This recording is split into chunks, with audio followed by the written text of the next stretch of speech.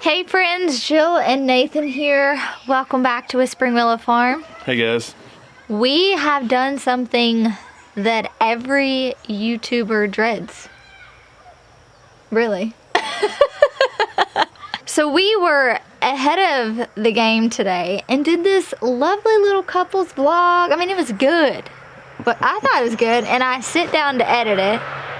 It's like late, 7 o'clock at night. And I didn't turn the mic on. So we had no volume for the entire vlog. So this is take 14. Take 14. And I can't undo the things I already did in the vlog. So we're going to give you an overview. I am going to try to save some of the footage. So we'll see how that works out. But the gist is we've been spending a lot of time cleaning out the garden beds. Nathan has been helping me a lot. Our friend Sean's been over here helping a lot because he's overwintering a lot of flowers in here, which we're going to be talking about a lot in the next few months coming up. As you guys can see behind us, we finally got this cucamelon trellis down. Look how pretty that sunset is. Look at that peeking through. And so what we did today, though, was... Pick green beans. We picked green beans. We planted. We planted. We weeded. We weeded. We put up those green beans. So I talked about in, I guess, Wednesday's vlog that there's a couple different ways you can preserve green beans. Honestly, for us, what we choose to do is dependent on the season of life we're in and how busy we are. And so we're in a busy season. We have a lot of stuff to do. So we ended up just freezing them. I am going to take you inside, show you what that process is, which unfortunately I already showed you pretty in-depth, that process, but that footage is lost. So now I'm going to have to kind of do an overview.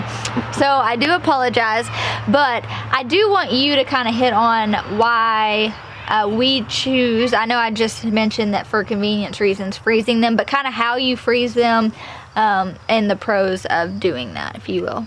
Yeah, so in years past we have canned green beans, and I personally don't like canned green beans. They're good for green bean casseroles, and that's about it in my opinion. I prefer them cooked in a cast iron skillet. So I like to freeze my green beans and saute them. We have blanched them in the past, and that's probably what we've done the most of. However, they tend to get kind of a rubbery taste to them. You know, they still taste pretty fresh, but they just have this weird texture, this weird rubbery texture. And anyways, I had been told, I don't know, a year or so ago, that you could just freeze them right out of the garden, right after picking them. Do not wash them unless you do spray, you know, some sort of chemical. That's true. We do not, so therefore I know that I can pick them off the vine and put them right in my mouth, you know, kid's mouth, and it not hurt anything. So basically what you do is snap the ends off, string them, and you put them straight in a freezer bag, throw them in the freezer. They're great 2 weeks from now, they're great 6 months from now, they're great a year from now. You take them out, thaw them out. Then you can wash them before you throw them in a skillet. Then you can wash them if you prefer, and then throw them directly in some hot oil, hot grease, bacon grease, whatever you prefer to cook them in. I personally like bacon grease, but you know, a lot of people will say I'm crazy, but I encourage you to try it. It saves so much time. They do not have that rubbery texture to them, and that's just the way we prefer to eat them. If they're not fresh, you know, January, February, when we're ready for some green beans, which we eat green beans at least once a week. Oh yeah, especially when they're in season. Yeah, especially when they're in season. I'd say at least once a week, even in the wintertime. We just love green beans. So. June, are you wanting to get in on this? You guys are going to call me crazy, but... Yes, Mama. Say hi. Hi. Hi, June. June wanted some screen time. June wanted some screen time. She hasn't been on here in a vlog in a while, neither is Charlie. Charlie's in the backyard playing. So I'm going to take you guys inside and I still have some green beans that I saved so we could eat fresh this weekend that I'm going to just kind of show you the process. We just get freezers, Ziploc baggies. All I do is write on them like the month and the year. Since we are going to be using these pretty quickly, I don't ever really worry about that. I am also going to put up some photos. Nathan and I took some photos throughout the day of working. That way you can see we had a huge haul. We played a little guessing game. Of course, Nathan was right. Nathan guessed 10 pounds, and it was literally like 10 pounds and like 5 ounces. And I ended up guessing like 13 pounds or whatever. But we had, a 10-pound harvest of green beans, and this was just our first time harvesting off of these. So that is really encouraging. I feel super motivated because we've gotten a lot of stuff done. The raised beds took a pause because I really needed to get the tunnel situated and in order before we went into like colder temps. And now that the tunnel's clean, we got the peppers cleaned out. Next week we're planting flowers in there. I have all my brassica sown, which you guys did that with us.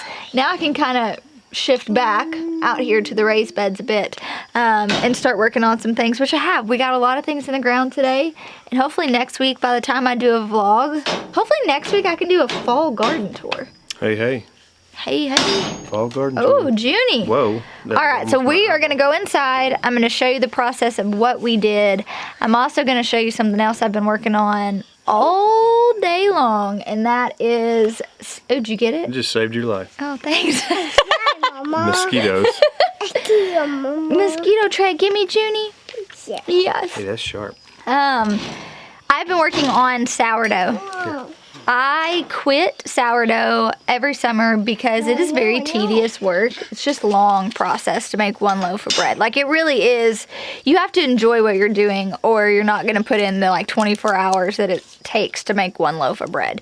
But Nathan loves my sourdough. Yes. It's one thing I actually do really well is make sourdough. Not to like brag, but I feel pretty confident in my sourdough abilities. The kids love my sourdough, and as soon as the temperature drops, that is all I want to do is bake bread. And I have the time to kind of do that. And so I got some starter from a friend of mine. I fed it yesterday, and then I've been working on feeding it all today so we can bake it fresh tomorrow. I can't wait till you feed me tomorrow. Can't wait to feed you either. So Nathan's about to head out and leave for guys' night, but I'm going to go inside and show you guys what you should have already seen. Bye, guys.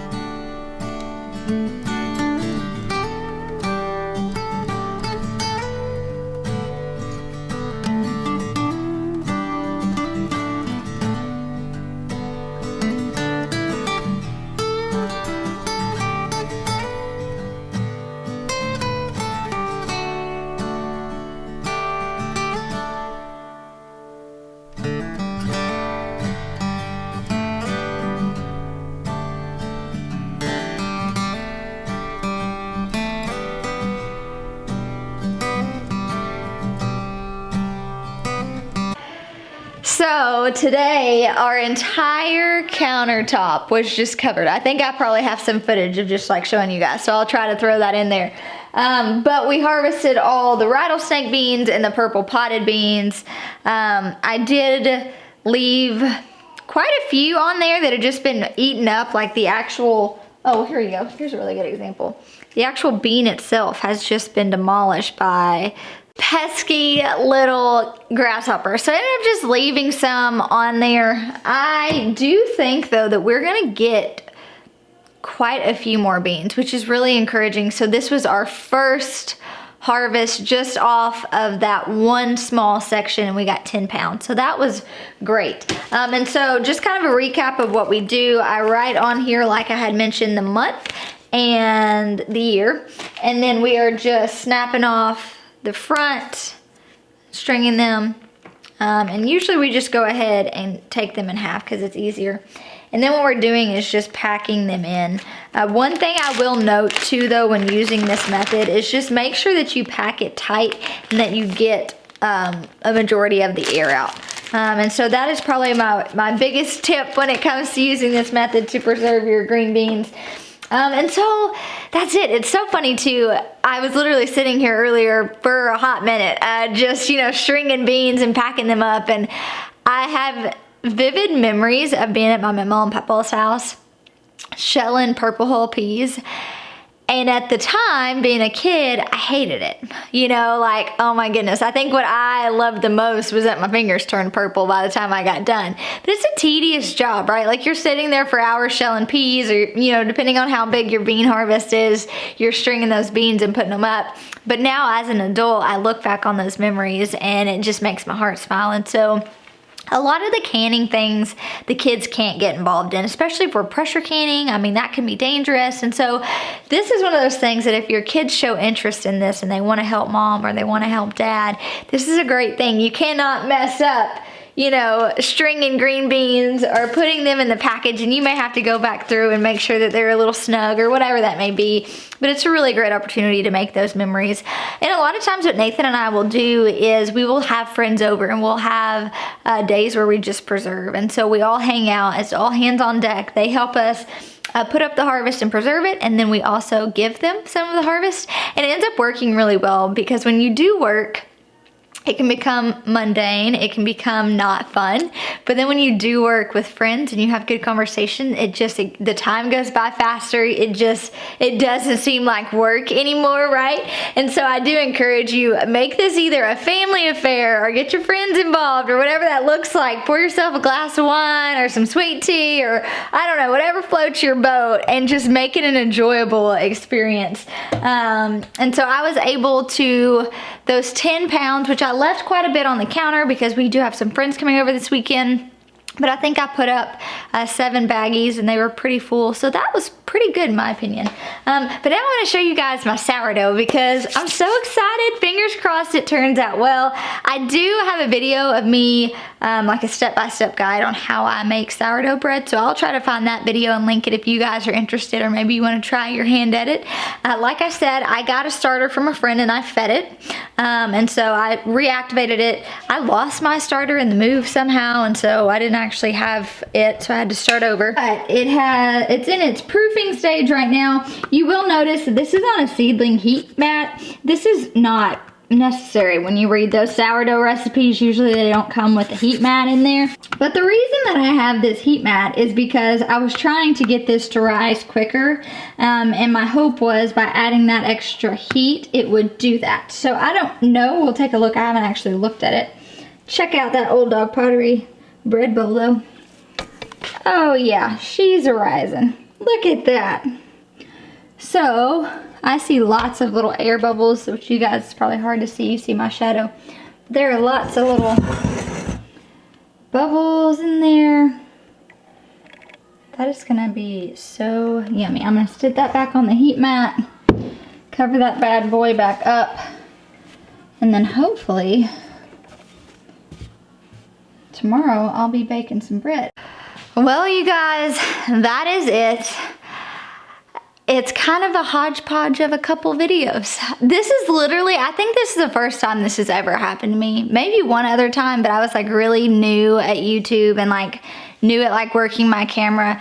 So this would be the first time that I've had to like combine 2 videos and just make it work. And I was so excited about the vlog I was gonna give you guys because Nathan and I got to do it together. It was just, we had fun. It was so good. It was just so good.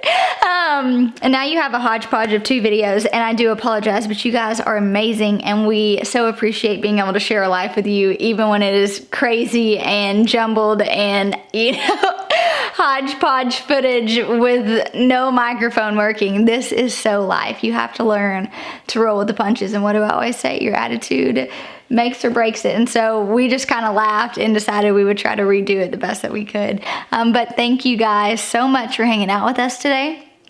this evening. I hope you guys have a wonderful weekend. Have fun getting out in your gardens, hanging out with your friends or your family, whatever that looks like for you guys. But thank you guys again, and we will talk to you soon.